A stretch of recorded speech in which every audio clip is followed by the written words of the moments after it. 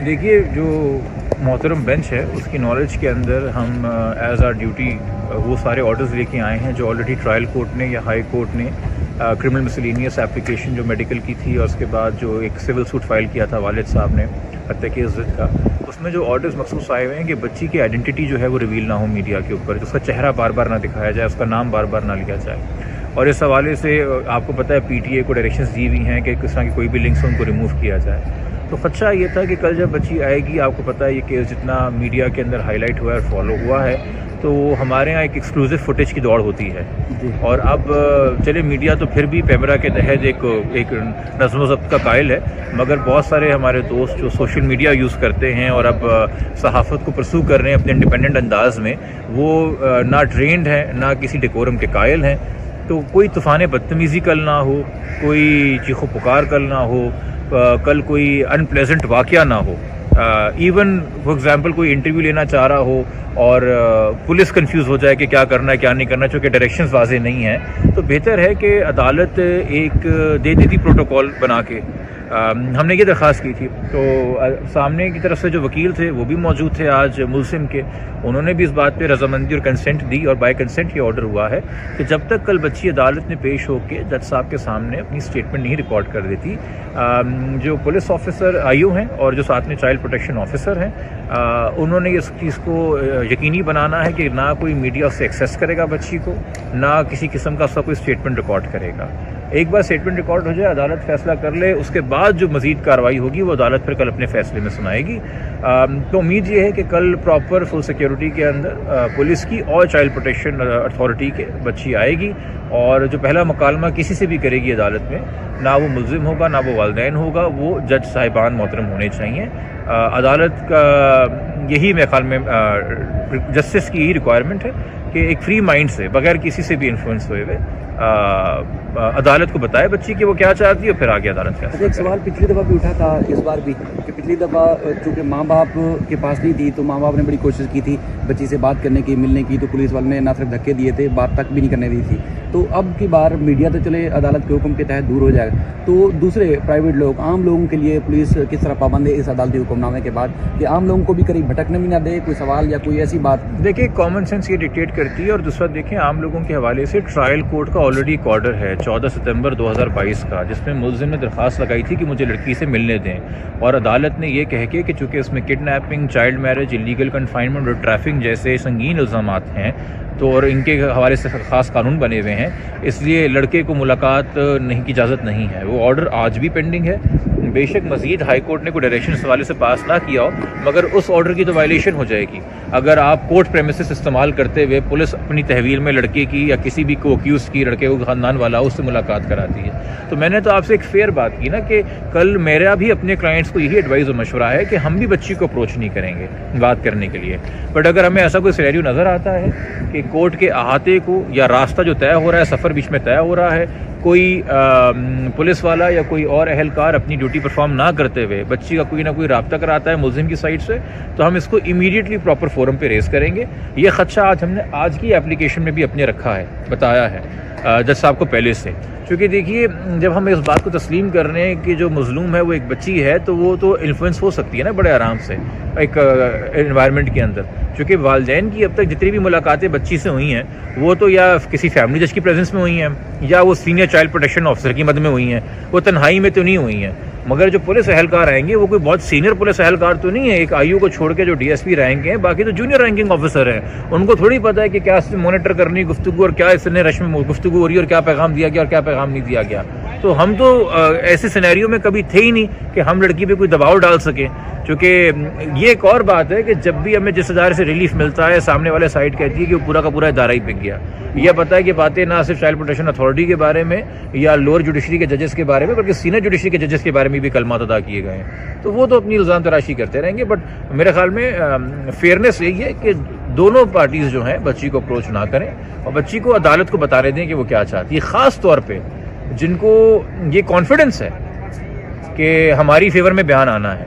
उनको तो फिर बिल्कुल नहीं इस बारे में कोई इशू होना चाहिए। अच्छा, एक आपके शायद अगर मुनासिब समझें तो इस सवाल का जवाब दीजिएगा कि मुल्ज़िम की तरफ से एक दरखास्त दायर की गई है, आपकी शायद नॉलेज में हो। जी जी। उस वक्त जब चैम्बर में समात हुई आप नहीं गए, लेकिन जब आपकी दरखास्त की समात हुई तो फिर मुल्ज़िम के वकील भी अंदर देखिए, नॉर्मल डिकोरम तो यही है कि जब पहली हियरिंग है और आपको नोटिस नहीं है तो आपके इल्म में भी है तो आप चैम्बर में मत जाइए। मैं भी आज एक्सपेक्ट कर रहा था, बट चले अदर साइड आ गई चैम्बर में और उन्होंने हम पे मेहरबानी की कि उन्होंने कंसेंट ऑर्डर दे दिया, तो खुशसलूबी से एक मामला हो गया, हम उसको अपोज नहीं करेंगे। इनकी जो एप्लीकेशन है मैं उससे वाकिफ़ हूँ, उन्होंने दरख्वास्त लगाई है कि लड़की की कस्टडी मुल्ज़िम को दी जाए और साथ में दोनों को पुलिस प्रोटेक्शन दी जाए। अब उसके क्या मेरिट्स हैं क्या नहीं है वो ऑफकोर्स अदालत सुनेगी मामले को, हम फिर उसके साथ अकॉर्डिंगली उसको आर्ग्यू करेंगे। सारे केसेस को यकजा किया गया, सारे कल ही एक साथ चलेंगे। मेरे ख्याल में वो दोनों को साथ ही उठाएंगे और फिर कोर्ट डिसाइड करेगा कि इनको कितना आगे तवील चलाना है, बिकॉज इसमें से कुछ रेमेडीज़ या कुछ प्रेयर्स ऐसी हैं जो हो सकता है कल की पेशी के बाद अगर कस्टडी का मामला डिसाइड भी हो जाता है तो फिर उसको मज़ीद हेयरिंग दरकार हो, क्योंकि हमने भी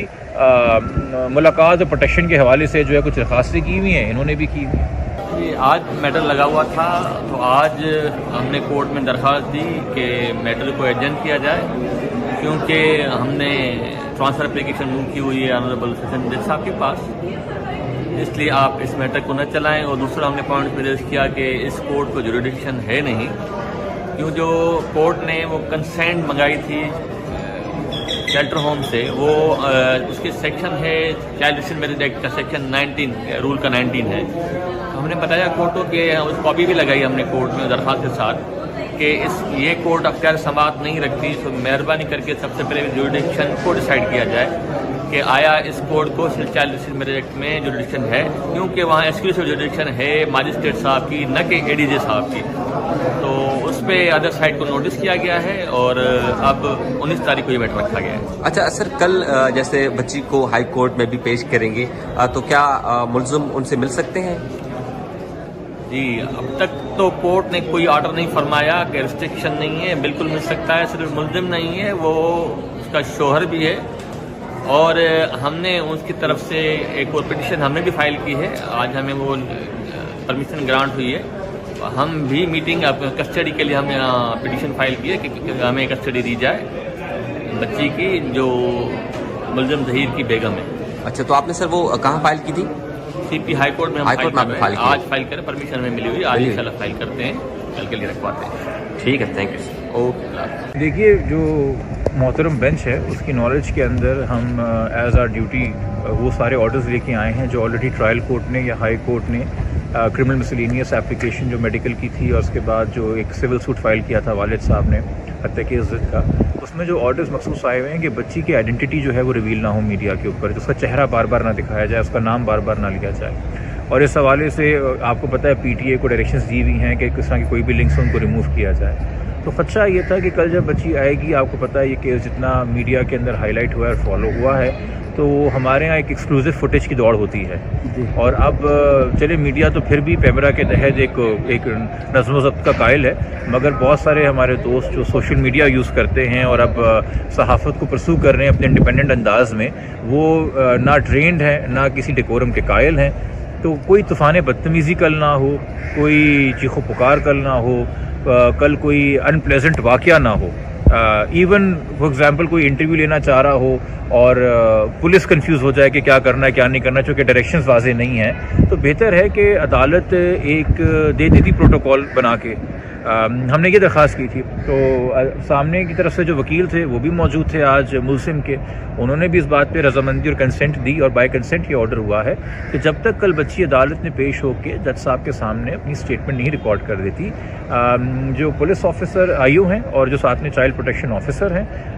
उन्होंने इस चीज़ को यकीनी बनाना है कि ना कोई मीडिया उससे एक्सेस करेगा बच्ची को, ना किसी किस्म का उसका कोई स्टेटमेंट रिकॉर्ड करेगा। एक बार स्टेटमेंट रिकॉर्ड हो जाए, अदालत फैसला कर ले, उसके बाद जो मज़ीद कार्रवाई होगी वो अदालत फिर कल अपने फ़ैसले में सुनाएगी।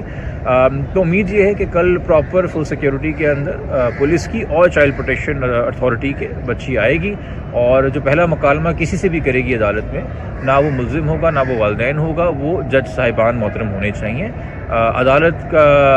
यही मेरे ख्याल में जस्टिस की यही रिक्वायरमेंट है कि एक फ्री माइंड से, बगैर किसी से भी इन्फ्लुएंस हुए हुए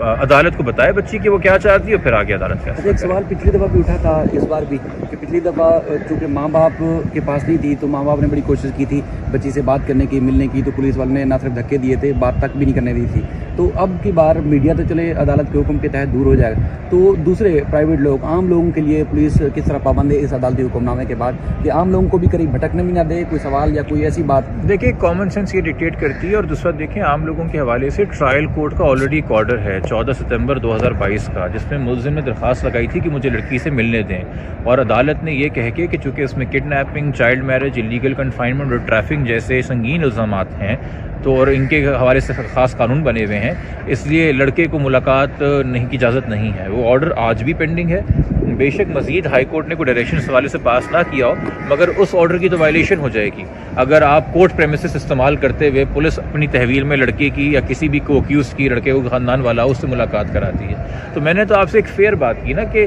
कल मेरा भी अपने क्लाइंट्स को यही एडवाइस और मशवरा है कि हम भी बच्ची को अप्रोच नहीं करेंगे बात करने के लिए, बट अगर हमें ऐसा कोई सिनेरियो नज़र आता है कि कोर्ट के अहाते को या रास्ता जो तय हो रहा है, सफ़र बीच में तय हो रहा है, कोई पुलिस वाला या कोई और अहलकार अपनी ड्यूटी परफॉर्म ना करते हुए बच्ची का कोई ना कोई राब्ता कराता है मुलजिम की साइड से, तो हम इसको इमीडिएटली प्रॉपर फोरम पे रेस करेंगे। ये खदशा हमने आज की एप्लीकेशन में भी अपने रखा है, बताया है जज साहब को पहले से, क्योंकि देखिए जब हम इस बात को तस्लीम कर रहे हैं कि जो मजलूम है वो एक बच्ची है, तो वो तो इन्फ्लुएंस हो सकती है ना बड़े आराम से एक एनवायरनमेंट के अंदर, क्योंकि वालिदैन की अब तक जितनी भी मुलाकातें बच्ची से हुई हैं वो तो या किसी फैमिली जज की प्रेजेंस में हुई हैं या वो सीनियर चाइल्ड प्रोटेक्शन ऑफिसर की मद में हुई हैं, वो तन्हाई में तो नहीं हुई हैं। मगर जो पुलिस अहलकार आएंगे वो कोई बहुत सीनियर पुलिस अहलकार तो नहीं है, एक आयु को छोड़ के जो डीएसपी रैंक हैं, बाकी तो जूनियर रैंकिंग ऑफिसर हैं, उनको थोड़ी पता है कि क्या मॉनिटर करनी गुफ्तगू और क्या इसने रश में गुफ्तगू हो रही है और क्या पैगाम दिया गया और क्या पैगाम नहीं दिया गया। तो हम तो ऐसे सिनेरियो में कभी थे ही नहीं कि हम लड़की पे कोई दबाव डाल सकें, क्योंकि ये एक और बात है कि जब भी हमें जिस इदारे से रिलीफ मिलता है सामने वाले साइड कहती है कि वो पूरा का पूरा इदारा ही बिक गया। यह पता है कि बातें ना सिर्फ चाइल्ड प्रोटेक्शन अथॉरिटी के बारे में या लोअर जुडिशरी के जजेस के बारे में, बल्कि सीनियर जुडिशरी के जजेस के बारे में भी कलमात अदा किए गए हैं, तो वो तो अपनी इल्ज़ाम तराशी करते रहेंगे। बट मेरे ख्याल में फेयरनेस यही है कि दोनों पार्टीज़ जो हैं बच्ची को अप्रोच ना करें और बच्ची को अदालत को बताने दें कि वो क्या चाहती है, ख़ास तौर पर जिनको ये कॉन्फिडेंस है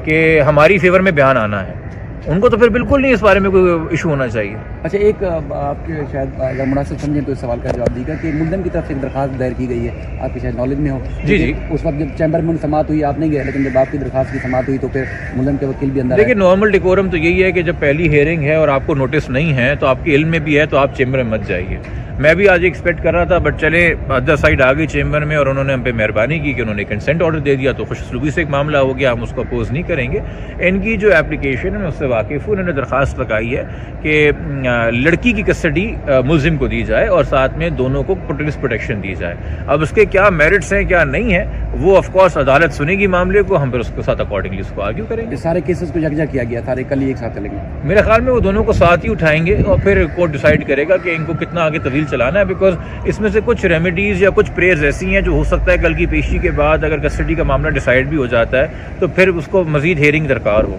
क्योंकि हमने भी मुलाकात और प्रोटेक्शन के हवाले से जो है कुछ दरखास्तें की हुई हैं, इन्होंने भी की हुई हैं।